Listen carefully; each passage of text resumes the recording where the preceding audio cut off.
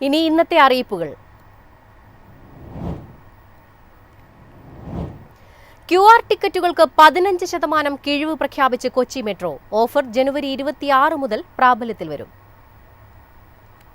Mobile പ്ലാറ്റ്ഫോമുകൾ വഴി book ചെയ്യുന്ന ടിക്കറ്റുകൾക്ക് നിലവിൽ യാത്രക്കാർക്ക് 10% ഡിസ്കൗണ്ട് ലഭിച്ചിരുന്നു. ടിക്കറ്റിംഗ് സംവിധാനം പൂർണ്ണമായും ഡിജിറ്റലൈസ് ചെയ്യുന്നതിന്റെ ഭാഗമായി നിലവിലുള്ള 10%ന് പുറമെ അധികമായി 5% കൂടി അനുവദിച്ച് മൊത്തം 15% ഡിസ്കൗണ്ട് മൊബൈൽ QR ടിക്കറ്റുകൾക്ക് ലഭ്യമാക്കും. ഹ്രസ്വകാലത്തേക്കുള്ള ഈ ഓഫർ 2026 ജനുവരി 26 മുതൽ പ്രാബല്യത്തിൽ വരും. ക്യാമറ അടിസ്ഥാനമാക്കിയ QR സ്കാനിംഗ് സംവിധാനത്തിലേക്ക് പ്രവേശന ഗേറ്റുകൾ നവീകരിച്ചതോടെ മൊബൈൽ QR ടിക്കറ്റുകളുടെ സ്കാനിംഗ് ഇപ്പോൾ കൂടുതൽ സുതാര്യവും തടസ്സരഹിതവുമായിരിക്കുകയാണ്. നിലവിൽ കൊച്ചി മെട്രോയുടെ മൊത്തം ടിക്കറ്റ് വിൽപ്പനയുടെ 34% ഡിജിറ്റൽ മാർഗങ്ങളിലൂടെയാണ്. News desk MyFin TV.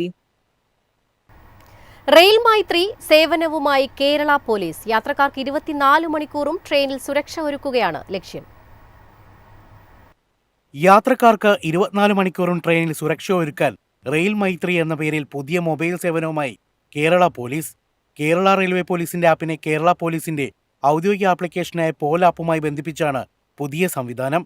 ഒറ്റയ്ക്ക് യാത്ര ചെയ്യുന്ന സ്ത്രീകൾക്കും വയോധികർക്കും പ്രത്യേക സുരക്ഷ ഒരുക്കും. ട്രെയിനിലുണ്ടാകുന്ന പ്രശ്നങ്ങൾ പോലീസിനെ അറിയിക്കുക എന്നിവയടക്കം 5 സേവനം ലഭിക്കും. സേവനത്തിന്റെ ഉദ്ഘാടനം മുഖ്യമന്ത്രി പിണറായി വിജയൻ നിർവഹിച്ചു. പോൽ ആപ്പ് ഡൗൺലോഡ് ചെയ്ത് റെയിൽ മൈത്രി സേവനം ഉപയോഗിക്കാം.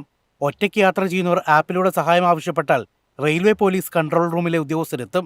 പ്ലാറ്റ്ഫോമിലെ സേവനം, രഹസ്യവിവരം കൈമാറൽ, യാത്രയിലെ നഷ്ടപ്പെട്ട സാധനങ്ങൾ കണ്ടെത്തൽ, ക്രമസമാധാന ലംഘനങ്ങൾ എന്നിവ യാത്രക്കാർക്ക് പോലീസിനെ അറിയിക്കാനുള്ള സംവിധാനവും ഇതിലുണ്ട്.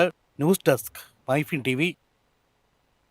സംസ്ഥാനത്ത് തിങ്കളാഴ്ച മുതൽ ഇടിമിന്നലോടുകൂടിയ മഴയ്ക്ക് സാധ്യത. ബംഗാൾ ഉൾക്കടലിന് മുകളിൽ വീണ്ടും കിഴക്കൻ കാറ്റ് രൂപപ്പെട്ടതിനെ തുടർന്നാണ് കാലാവസ്ഥാ വകുപ്പിന്റെ മുന്നറിയിപ്പ്. ഇതിന്റെ സ്വാധീന ഫലമായി കേരളത്തിൽ തിങ്കളാഴ്ച ഒറ്റപ്പെട്ട ഇടങ്ങളിൽ ഇടിമിന്നലോടുകൂടിയ മഴയ്ക്ക് സാധ്യതയാണ് നിലനിൽക്കുന്നത്.